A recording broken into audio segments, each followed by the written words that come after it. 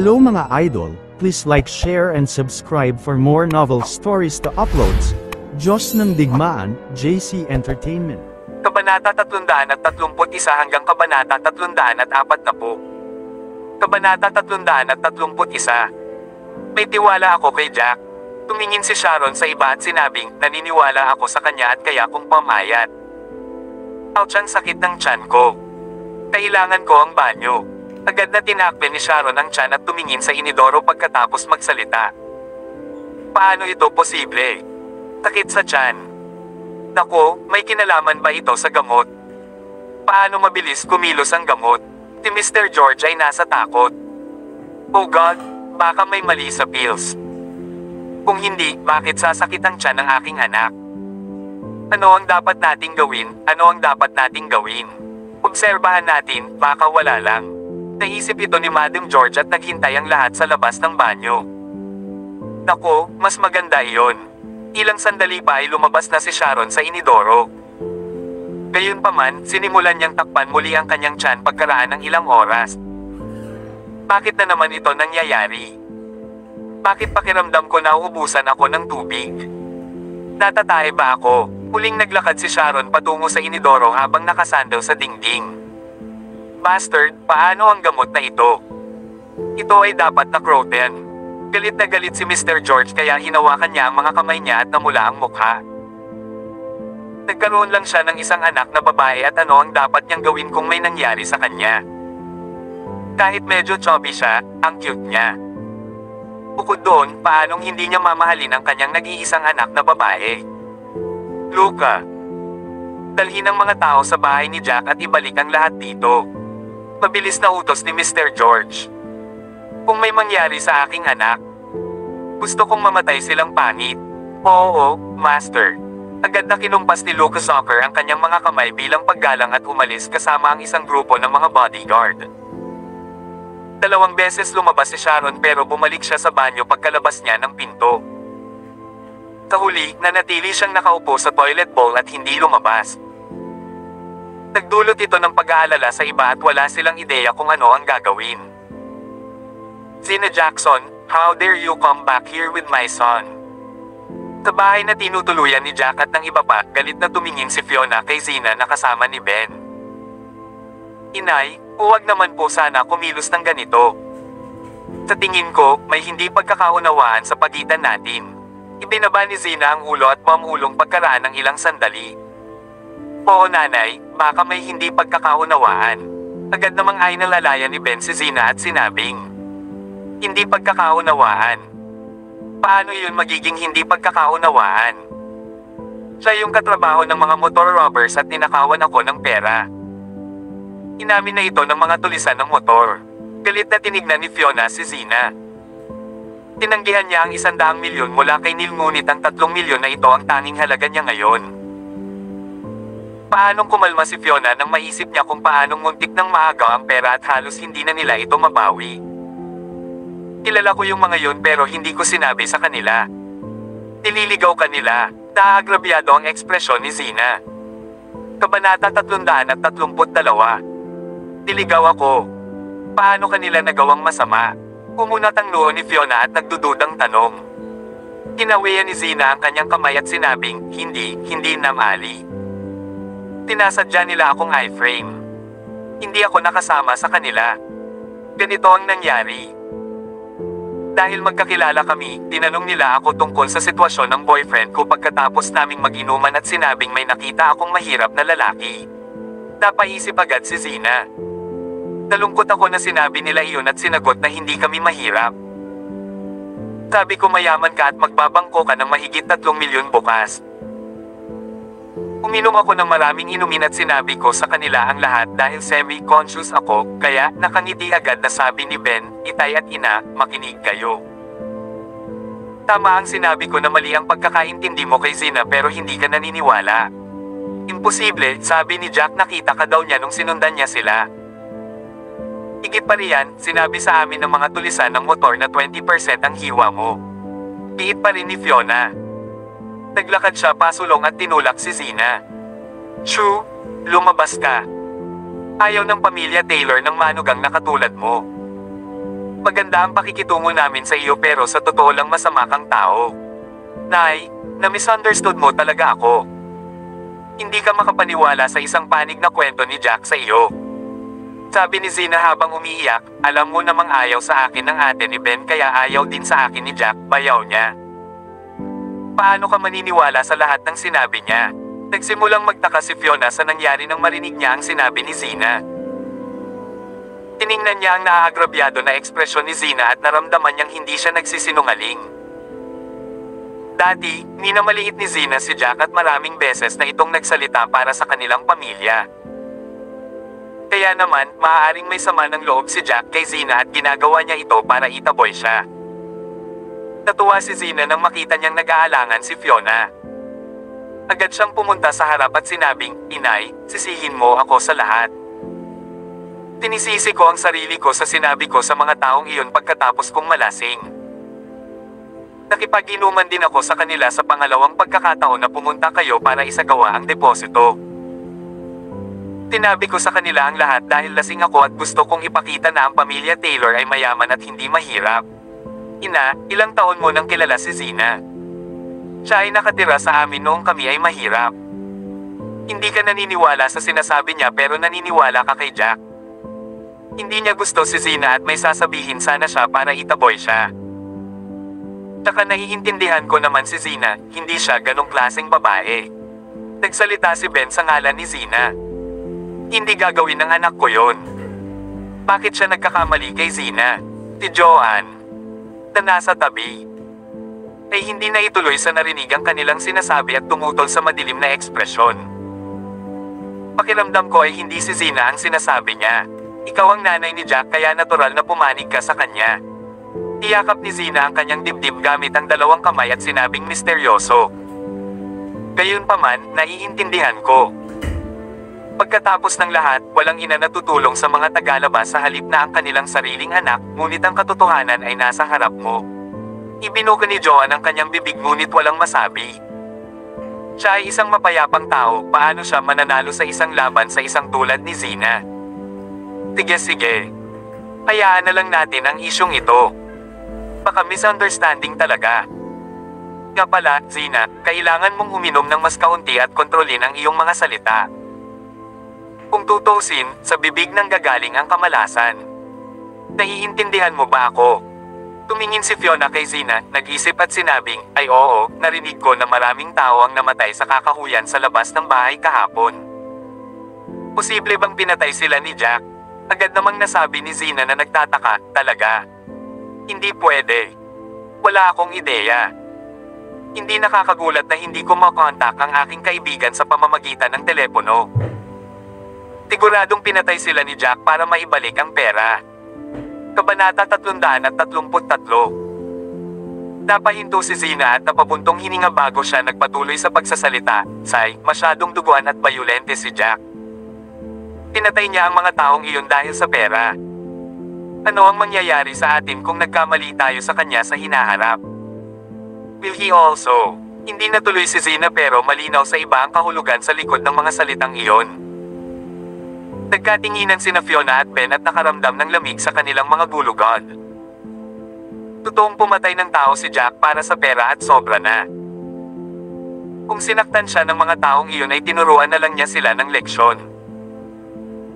Gayunpaman, kung alam nila ang tungkol sa aktwal na sitwasyon na may tumutok ng baril kay Jack, hindi nila ito maiisip. Ang sama ng ugali ni Jack, sinaktan pa niya si Young Master Clark nang walang paliwanag. Mabuti na lang at hindi nagsalita si Young Master Clark dahil natatakot siyang mawala ang kanyang karangalan kung sasabihin niya ito sa kanyang pamilya. Pumunat ang noo ni Ben at hinitit ang kanyang tigarilyo. Kailangang kontrolin ni Jack ang kanyang init ng ulo. Pagkatapos ng lahat, hindi ito ang larangan ng digmaan. Sa sandaling ito, pumigit kumulang 100 sasakyan ang huminto sa labas ng kanilang bahay at isang grupo ng mga bodyguard ang dumating na galit na naglalakad patungo sa kanila. Sino ka? May hinahanap ka ba? Agad namang humakbang si Fiona at nagtanong. Iniisip niya kung ano ang nangyayari. Dalhin ang lahat dito sa amin. Utos ni Luca. Nahuli ng mga bodyguard si Fiona at ang iba pa, pinasok sila sa kotse. Umalis sila pagkatapos nilang halugugin ang bahay at sinigurado na walang tao doon. Hindi nagtagal, dinala ang lahat sa sala ng isang villa at dinala sa harap ni Mr. George.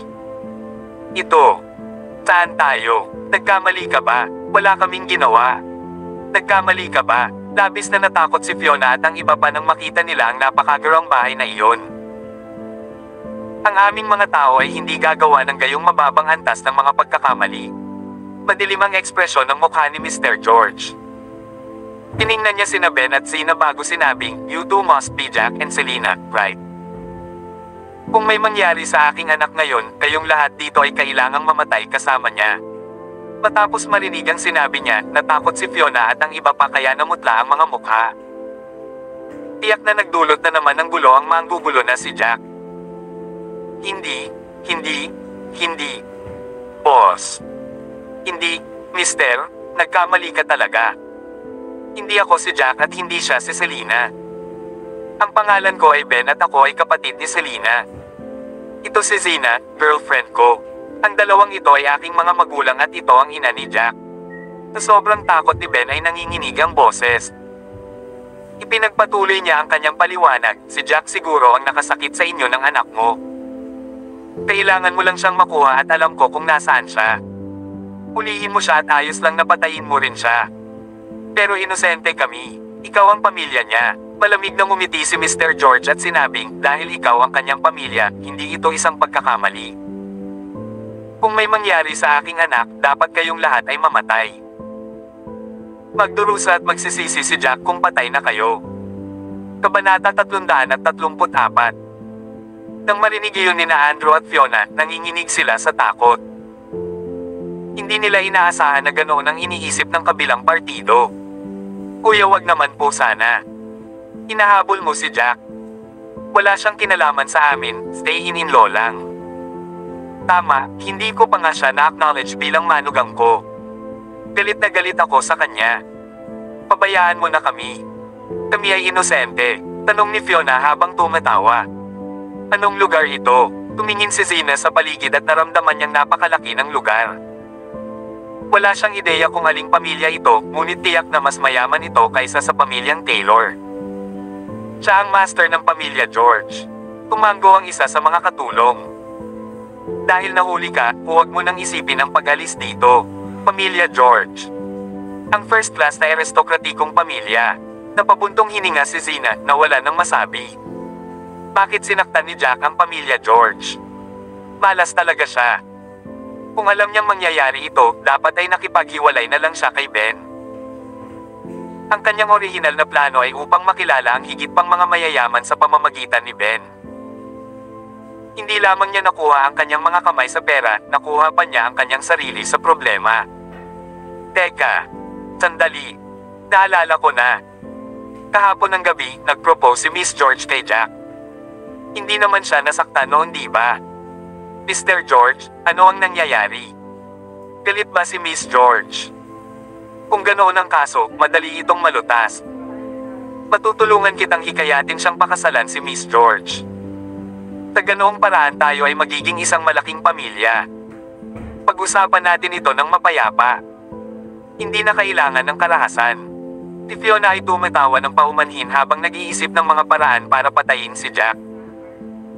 Ang gulo na ginawa niya ay nagdudulot ng gulo sa kanilang lahat. Nakakainis.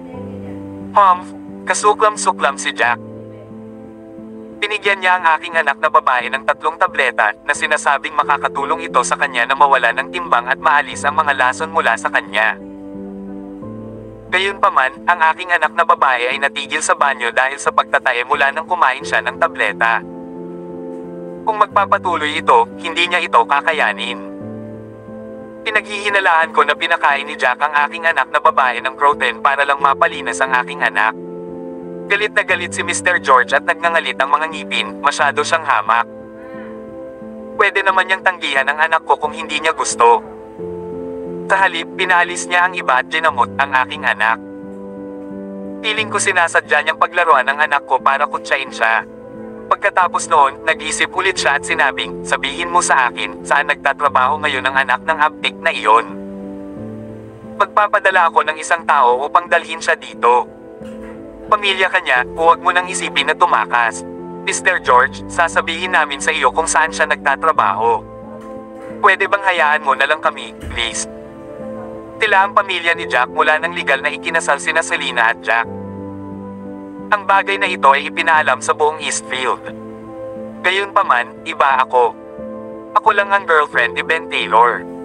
Inosente ako. Hindi ako malayong kamag-anak ni Jack. Itinanggi ni Zina ang lahat ng relasyon sa kanila ng may pagmamakaawa. Ang pag-iisip na tinatawag pa rin ni Zina ang kanyang ina at tinutuligsa siya kapag dumating ang gulo ay nagpagalit kay Fiona at Andrew.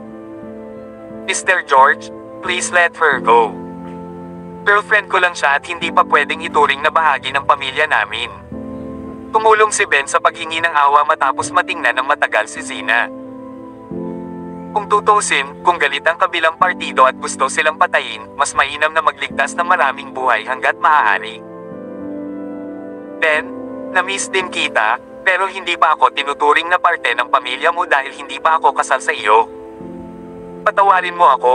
Tumingin si Zina kay Ben na may pasasalamat sa mukha. Ayos lang. Tama ka, ikakasal ka pa sa pamilya. Isang masakit na ngiti ang ginawa ni Ben. Bagamat sinabi niya ang mga salitang iyon, bahagyang nalungkot siya. Kabanata 335. Tumigil ka nga sa drama mo. Sabi ko walang maliligtas sa inyo.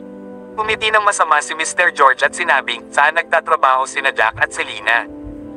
Out with it. Papatayin kita ngayon din. Natakot si Fiona, ngunit sa pag-iisip tungkol sa kanyang sariling anak na babae, napigilan niya ang kanyang mga ngipin at sumagot, Mr. George, please let us go. Hindi namin nakalain na papakainin ni Jack ang iyong anak ng kakaibang gamot. Ginawa niya ito nang hindi nalalaman ng sinuman sa atin. Kami ay inosente, sabihin sa akin ngayon. Saan sila nagtatrabaho? Mukhang nawalan na ng pasensya si Mr. George. Hinawakan niya si Fiona sa kwelyong nito at galit na tinanong. Bitawan mo ang asawa ko. Agad na sumugod si Andrew. Sa kasamaang palad, pinabagsak siya ni Mr. George sa lupa ng isang sipa.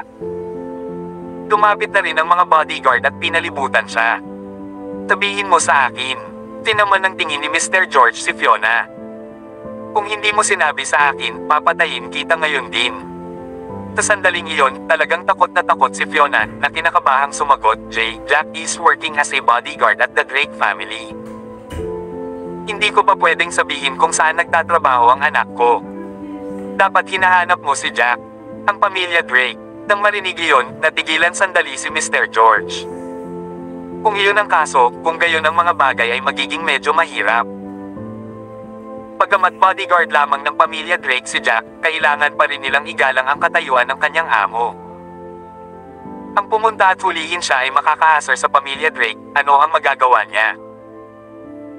Gayunpaman, pagkatapos ng ilang pagsasaalang-alang, nagpasya siya na magiging maayos ito. Maaari lang siyang magbayad ng kaunting pera sa pamilya Drake upang mabayaran ang kanilang pagkawala at ibigay sa kanila. Pagkatapos ng lahat, ang kanyang anak na babae ay dapat na higit pa sa isang bodyguard ng pamilya Drake.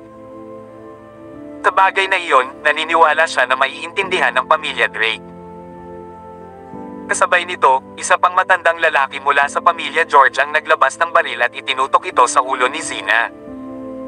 Sabihin mo sa akin kung saan nagtatrabaho si Selena. Kung hindi, mabarilan kita ngayon din. Sasabihin ko. Nagtatrabaho siya sa ilalim ng isa sa mga negosyo ng pamilya Drake. Ano na naman iyon, Dragon Dynasty Real Estate. Doon siya nagtatrabaho bilang manager ng purchasing department. Nanginginig ang mga paa ni Zina sa takot habang inilalabas ang lahat. Sa wakas ay itinago ng kabilang partido ang kanyang baril habang si Zina ay nakadapa sa lupa habang ang kanyang noo ay basang-basa sa malamig na pawis. Master, medyo mahirap ito. Si Jack ay isang bodyguard lamang. Dapat madali siyang hulihin. Gayunpaman, nagtatrabaho si Selena sa kanilang kumpanya ng real estate bilang isang manager. Kung makuha natin siya, hindi iyon igalang ang pamilya Drake. Kung mangyayari iyon, magagalit ang pamilya Drake. Pinayuhan ni Lucas si Mr. George pagkatapos ng ilang pag-iisip.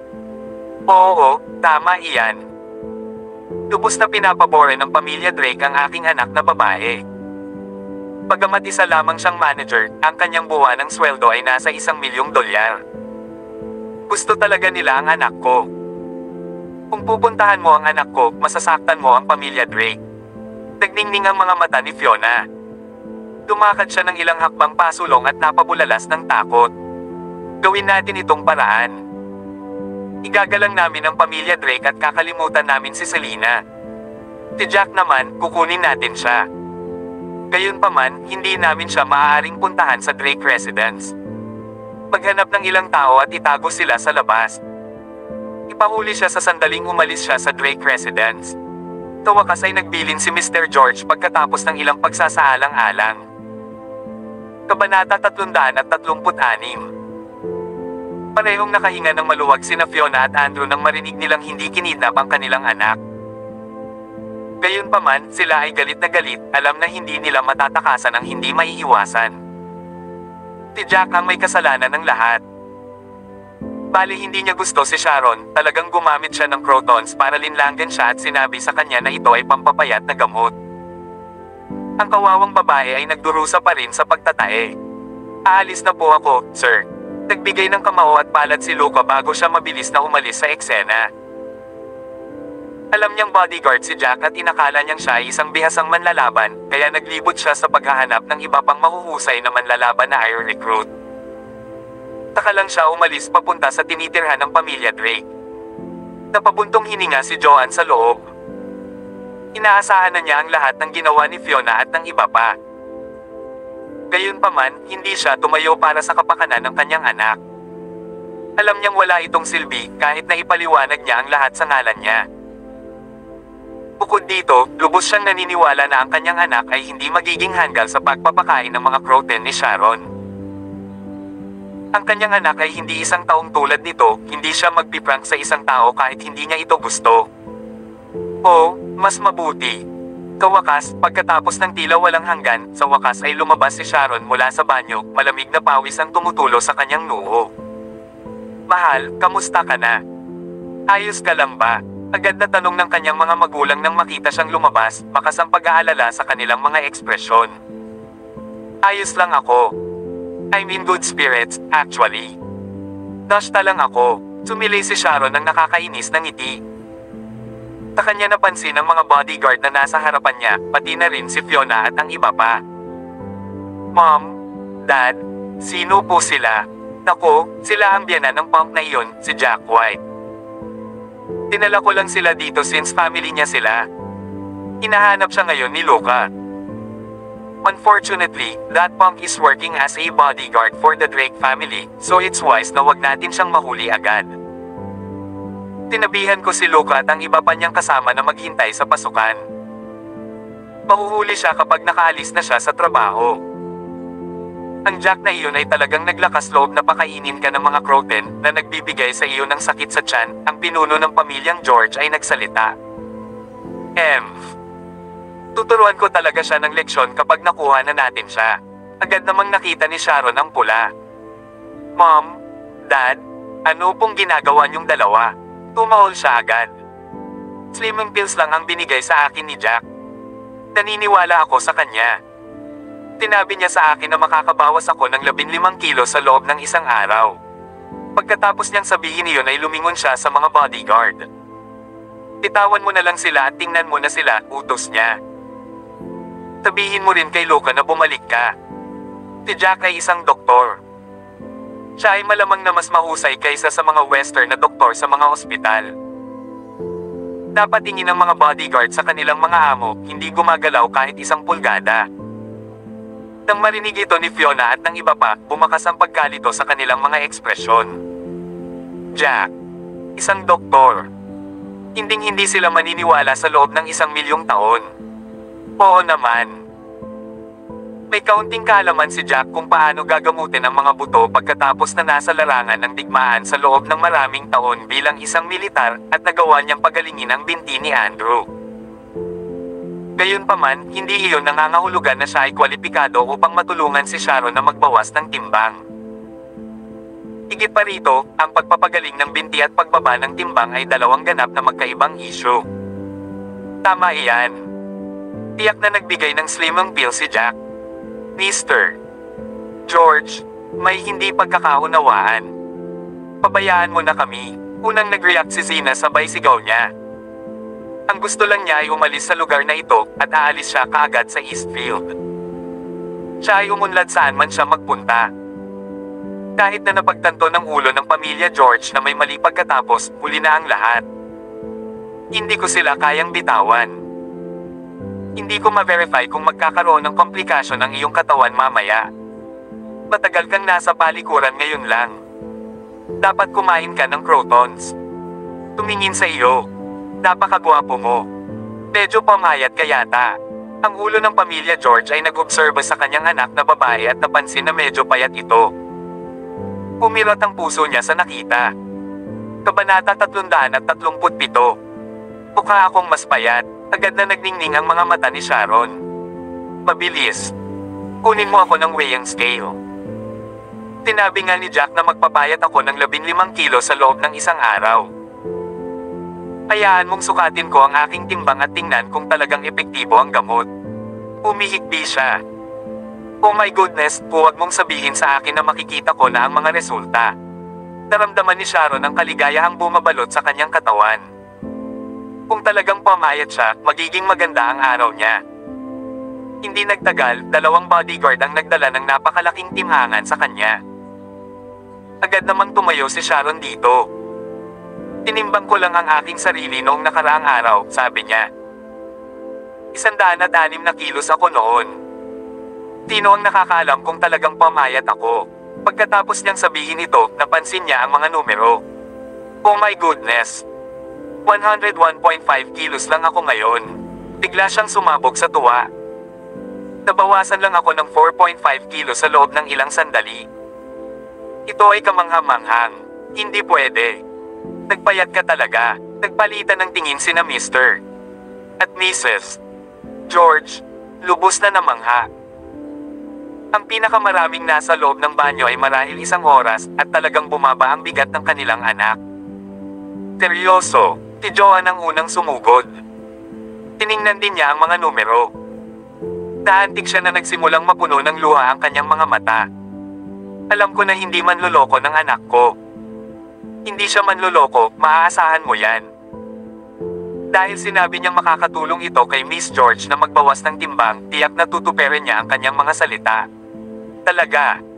Iyan ay hindi ka panipaniwala. Tuwang-tuwa si Fiona na halos sumasayaw na siya. Sa hitsura nito, halos sumabog siya sa isang square dance sa harap ng lahat. Ginoo. George, dahil hindi ito scam at ayos lang ang anak mo, pwede na ba kaming umalis? Nakahinga ng maluwag si Andrew. Ang mga pangyayari ngayon ay nagbigay sa kanila ng pagkabigla sa kanilang buhay.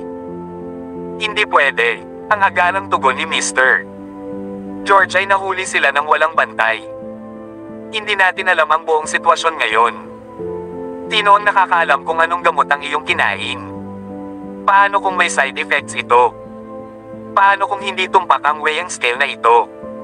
Sino ang makakapagsabi? Saka paano kung may mangyari ulit sa anak ko pagkatapos ka naming bitawan? Sa anumang kaso, maghihintay kami hanggang sa maayos at ma-verify ang lahat bago palayain kayong lahat. Tama iyan. Walang makakalis ngayon. Ang isang gamot na mahimalang may mga side effect. Tumama rin si Mrs. George. Si Fiona at ang iba ay natahimik saglit. Ang tanging magagawa nila ay ipagdasal na ang gamot na ito mula kay Jack ay tunay na mabisa at walang epekto. Tama. Paano kung hindi tumpak ang sukat na ito? Napaisip ito sandali ni Sharon bago sinenyasan sila, get me another scale. Natatakot ako na ang isang ito ay hindi tumpak. Oo, young miss. Agad namang tumakbo ang 2 bodyguard. Sa sandaling umalis sila, lumiit muli ang ekspresyon ni Sharon. Napahawak siya sa kanyang tiyan, nagmamadali siyang pumunta sa banyo. Siya, kailangan pa niyang umalis. Si Mr. George ay nahulog sa isang estado ng takot. Kung magpapatuloy ito, maaari siyang mag-collapse dahil sa pagod. Maya-maya, nakakita ng panibagong timhangan ang 2 bodyguard. Naghintay sila sa labas. Sa pagkakataong ito, lumabas lang si Sharon sa inidoro nang malapit ng magtanghali. Mukha siyang pamayat ng husto. Ay nako, mas maluwag ang palda niya. Muli siyang pamayat. Nakikita namin na talagang pamayat siya sa pagkakataong ito. Tuwang-tuwa si Fiona. Salamat sa mga Diyos, sila ay tunay na naligtas sa pagkakataong ito. Kabanata 338. Payat na siya. Siguradong pamayat siya, si Mrs. George ay labis na nasa sabik din. Ito ay halos isang himala. Titimbangin ko ang aking sarili at tingnan ko. Hindi na napigilan ni Sharon ang pananabik. Agad siyang lumukso sa unang timhangan. Napabuga siya ng malalim na hininga nang timbangin niya ang sarili. My goodness, 97.5 kilos pa lang ako ngayon. Ito ay hindi ka panipaniwala. Nabawasan pa ako ng 4 na kilo. Nabawasan pa rin ako ng 4 na kilo kahit na hindi gumagana ang timhangan na ito. Kaya siguro pamayat ka na. Si Mr. George ay mukhang napakasaya. Pinagmasdan niya ang kanyang anak na babae, napansin na bukod sa pawis na kumukuha sa kanyang katawan, siya ay tila nasa mataas na espiritu. Kaya, mukhang walang magiging komplikasyon sa ngayon. Tuwang-tuwang tumakbo si Sharon sa kabilang timhangan at pinagmasdan ang mga numero, at hindi nagtagal, lumundag siya sa tuwa. Mom, Dad, halika dito at tingnan mo. Ang mga numero ay pareho. 97.5 kilos ako. Ang galing. Ang 97.5 kilos ay malamang na masyadong mabigat para sa ibang mga babae. Malamang na maramdaman nila na ito ay malayo sa isang okasyon upang ipagdiwang. Hindi ito isang numero na magpapasaya sa kanila. Gayunpaman, ang mga bilang na ito ay nagpasaya kay Sharon. Siya ay palaging nais na mawalan ng timbang, magiging masaya siya sa buong araw kahit 1 kilo lang. Ang panaginip na iyon ay parang wishful thinking sa kanya bago ngayon. Total 8.5 kilos na. 8.5. At tanghali pa lang. Sino ang nakakaalam kung talagang matatalo ka ng 15 ngayong gabi? Tuwang-tuwa rin ang isang maid. Palagi niyang binabantayan at tinatag si Sharon. Alam niya ang dami ng pang-aabuso at kahihiyan na natanggap niya mula sa iba sa loob ng 2-3 taon. Mom, Dad, anong sinabi ko sa'yo? Hinding-hindi magsisinungaling si Jack sa akin. Siya ay isang sundalo, sigurado, ngunit siya ay isang doktor din. At isa siyang milagrong doktor para sa akin. Ang ekspresyon ni Sharon ay walang iba kundi ang saya. Isang ideya ang naisip niya habang idinagdag niya, hindi mo na ba sila pakakawalan? Sharon, hindi ka ba nag-aalala na may side effects? Bakit hindi tayo maghintay hanggang gabi at tingnan kung ang iyong katawan ay tunay na malaya sa mga komplikasyon? Hindi ko na lang sila pakakawalan noon, ililibre ko sila ng masarap na pagkain. Pinipigilan ko lang na mangyari ang worst case scenario, okay? Nagpatuloy si G. George, na nakangiti, halika, bigyan sila ng mga upuan at maghanda ng mga pampalamig para sa kanila. Guest ko sila ngayon. Kung ang aking anak na babae ay talagang magiging maayos, tiyak na ipapahayag ko ang aking pasasalamat. Napukaw ang tuwa kay Fiona nang marinig niyang magpapasalamat si Mr. George. Sa hitsura nito, kitaw-tawang halatang pumapayat si Sharon. Kung talagang bihasa si Jack sa medisina at kayang gamutin ang kakaibang sakit ni Sharon, magiging perpekto ang lahat. Bale kung hindi sila binigyan ni Mr. George ng pera, ito ay isang karangalan ng kanyang sarili kung siya tretuhin ang mga ito sa hapunan. Kung makakagawa sila ng magandang relasyon sa pamilya George, hindi na nila kailangang mag-alala ng husto sa hinaharap. Magkakaroon sila ng ibang pamilyang maaasahan. Kasunod ng pag-iisip na ito, agad na nagsalita si Fiona, tumawa, patawarin mo kami. Ay nako, hindi namin nakalain na itong manugang namin ay bihasa rin pala sa medisina. Malamang na nakilala niya ang ilang bihasang doktor at medyo natuto siya sa kanya habang siya ay nasa hukbo. Napuno ng hinanakit ang dibdib ni Joanne.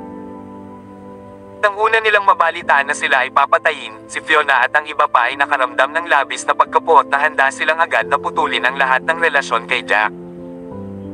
Tinabi pa nila na isa siyang outsider sa kanilang pamilya. Ngayong pabor na sa kanila ang sitwasyon, hindi lang siya ang tinawag niyang manugang, kundi napakadali niyang nasabi. O hindi. Ang aking tiyan. Masakit na naman. Matapos magpahinga sandali ni Sharon ay bigla niyang hinawakan ang kanyang tiyan. Ngunit sumasayaw ang kaligayahan sa kanyang mga mata. Palagay ko magpapayat na naman ako. Ha? Sige na. Hindi mapigilan ni Mrs. George ang mapangiti. Hindi na siya masyadong nag-aalala sa pagkakataong ito. Sa tirahan ng pamilya Drake, kararating lang ni Jack at handang gawin ang kanyang trabaho. Hindi niya inaasahan na sasalubungin siya ni Kyle at ng ilan pang bodyguard sa sandaling makapasok siya sa mga pintuan. Kabanata 339. Pumunat ang noo ni Jack nang makitang si Kyle iyon. Sir, don't tell me gusto mo akong hamanin ulit. Hindi pwede. Mas malakas ka kaysa sa akin. Mayroon akong mas mahusay na mga bagay na gagawin kaysa sa hamanin ka sa isang laban na matatalo ako. Pumalaklak si Kyle at humakbang, nagalok ng sigarilyo kay Jack. Halika na, Jack. Pinag-isipan na namin ito ng mabuti, magiging kuya ka na ng mga bodyguard ng pamilya Drake mula ngayon. At bilang aming kuya, ang iba naming mga bodyguard ay makikinig sa iyo. Hindi kinuha ni Jack ang sigarilyo, sa halip ay kumuha siya ng sariling white sand na sigarilyo. Naninigarilyo lang ako mula sa tatak na ito, nakangiting sabi niya. Hindi ako sanay sa mga premium na sigarilyo mo. Sobrang awkward ng pakiramdam ni Kyle nang talagang tinanggihan ni Jack ang sigarilyo. Tinahiya siya nito bilang pinuno ng squad. Gayunpaman, hindi niya inaasahan ang paliwanag ni Jack. Sa isang iglap ay napawi ang awkwardness.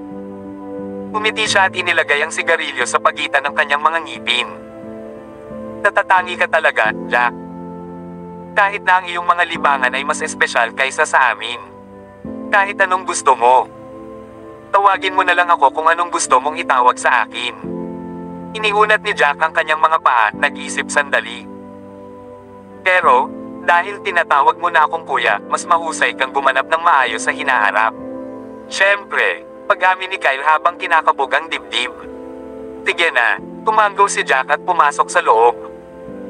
Pumunta siya sa sala na matatagpuan sa unang palapag ng villa ni Tanya. Sa sandaling ito, umiinom siya ng tsaa kasama ang kanyang pinsan, si Yvonne. Si Yvonne ay nakasuot ng itim na midi dress na nagkataon lang na nakatikip sa kanyang mga tuhod ngayon.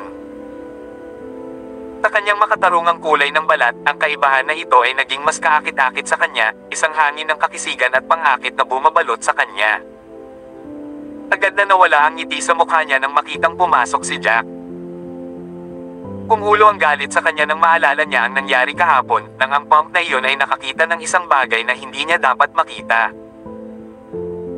Nako, partikular na sinabi ni Tanya sa kanya na maaaring may espesyal na koneksyon si Jack sa Goddess of War at kailangan pa rin ng pamilya Drake na maging nasa mabuting panig niya. Nagdulot ito ng higit pang mga mapot na kaisipan kay Yvonne. Wala siyang ibang hinahangad kundi ang sirain siya at wasakin siya ng tuluyan. Hindi pwede. Hindi ko pwedeng hayaan na lang itong mag-slide. Kailangan kong makaisip ng paraan para mailagay siya sa pwesto niya. Hindi ako makukontento kung hindi.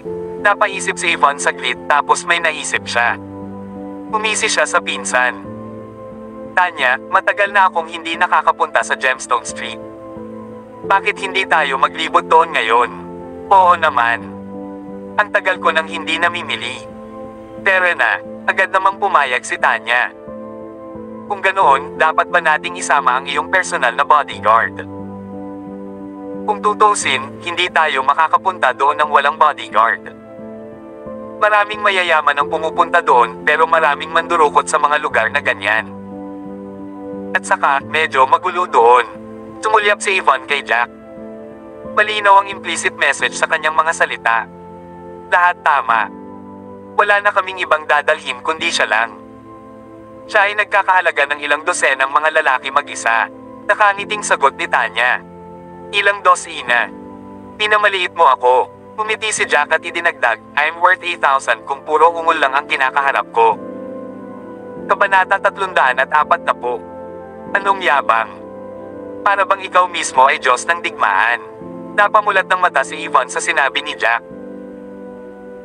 Malamang na maniniwala siya kung ang isang bodyguard ng pamilya Drake ay nagkakahalaga ng 100 lalaki, ngunit nagkakahalaga ng 1,000 lalaki ang itinulak ito. Tara na. Medyo gamabi na ngayon. Ang mas maaga ay mas mahusay pagdating sa pagpili ng mga bato sa pagsusugal. Kung hindi, maaaring kunin ng isang taong may magandang mata para sa kanila ang mabubuti. Nakangiting sabi ni Tanya. Sandaling natigilan si Yvonne. Oh. Mukhang medyo alam mo na ito, Tanya, papuri sa kanya ni Yvonne. Umiinit lang ang mata ni Tanya. Sa iyo ko natutunan lahat, okay. Napakabaliw mo sa mga batong ito sa pagsusugal, palagi akong dinadala sa Gemstone Street. I've been there so many times already, so of course alam ko lahat ng basic things na ito. Nag-uusap ang dalawa habang naglalakad papunta sa gitna ng courtyard sa labas ng mansion. Oh, tama. May alam ka ba tungkol dito, Jack? Tumingon si Tanya para tanungin ang bodyguard niya nang mapansin niyang hindi ito umimik. Pinutol sila ni Yvonne bago pa man niya maibuka ang kanyang bibig. Siya, isa siyang militar. Nabalitaan ko pa na delivery boy siya noon. Sa tingin mo ba ay may alam siya tungkol sa mga bato sa pagsusugal, isang libangan ng mayayaman at mayayaman? Ang isang bagay na tulad nito ay malayo sa kanyang liga. Paano niya nalaman iyon? Nagtatanong lang ako. Paano kung may alam siya? Pagsusuway ni Tanya, may awkward na ngiti sa labi habang ginagawa niya iyon. Talagang libangan ng isang mayaman ang ganyan. Ang isang regular na pamilya ay hindi kailanman magkakaroon ng paraan upang makisawsaw dito. Kumapang ang mga labi ni Jack sa isang mapait na ngiti. Pinuksan niya ang pinto ng sports car ni Tanya nang marating nila ito. Sa pangkalahatan, ang mga bato sa pagsusugal ay isang sugal sa loob ng isang bato, sabi niya. Ang isang solong hiwa ay gagawa o masisira ka. Kapag naitakda mo na ang iyong mga tingin sa tamang item, maaaring mayroong isang gemstone na gagawin kang instant milyonaryo. Siyempre, matatalo ka kung maling bato ang pinili mo. Hindi masama. Hindi ko akalain na maririnig mo ang kasabihang a single cut will make or break you. Umiti si Yvonne ng walang katatawanan. Pinuksan niya ang pinto ng kotse at pumunta sa backseat. Tara na, sabi niya. Tutulungan kitang palawakin ang iyong pananaw ngayon. Ako ang numero 1 dealer ng rock sa mundo ng pagsusugal. Maaari akong kumita ng ilang milyon sa loob ng isang buwan na may kaunting swerte, kahit 10 milyon at higit pa ay hindi problema. 10 milyon lang ang kinikita mo. At tinatawag mo ang iyong sarili bilang number 1 rock dealer. Si Jack ay nagbigay ng isang walang katatawan ng ngiti habang siya ay nagmamaneho. Ang kanyang ulo ay umiiling sa kawalan ng kasiyahan.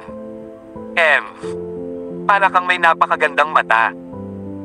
Hindi ko alam sa ibang lugar, pero sinasabi ko sa inyo na ako talaga ang number 1 rock dealer sa Eastfield. Pumalaklak si Yvonne at bahagyang nagtaas baba, pagmamalaki sa kanyang tindig. Nakalabas na siya. Nasa labas si Jack, pero kasama niya si Miss Tanya. Hindi ito ang magandang panahon para hulihin siya. Sa mga sasakyang nakaparada sa tapat ng villa ng pamilya Drake, si Luca ang nagkataong nakaupo sa isa sa kanila. Una niyang binalak na maghintay siya hanggang sa makaalis si Jack sa trabaho, at pagkatapos ay lalabas siya sa pangunahing pasukan bago siya hulihin. Kahit na ang pamilya Drake ay maglunsad ng kanilang sariling pagsisiyasat sa hinaharap, hindi na mabubuhay si Jack. Bodyguard lang siya. Higit pa rito, hindi nila siya direktang inagaw sa tirahan ng pamilya Drake. Hanggat nagbigay sila ng pera, walang paraan na hindi papayag ang pamilya Drake sa kanila. Hindi nila akalain na makikita nila si Jack na nagmamaneho palabas pagkatapos ng hindi masyadong paghihintay, kasama ang dalawang magagandang babae. Siyempre hindi natin siya makukuha habang kasama niya si Miss Tanya. Paano kung may mangyari sa kanyang pagbabalik pagkatapos naming kunin si Jack? Magkakaroon tayo ng malubhang problema kung gayon. Taglit na pinag-isipan ni Luca ang kanilang kalagayan. Then, he told his subordinate, wag na. Dito na lang tayo maghintay. Susunduan natin siya kapag nakaalis siya sa trabaho sa hapon, kapag nag-iisa siya. Ngunit sa kabilang panig, isang itim na Audi ang lihim na sumusunod sa sports car na minamaneho ni Jack mula sa malayo. May bodyguard sa Audi. Huwag kang masyadong lumapit. Magiging mahirap kung malaman ng pump na iyon na nandito kami. Siya ay isang napakahusay na manlalaban. Babala niya sa driver. Please subscribe and hit the notification bell for more novel stories. JC Entertainment.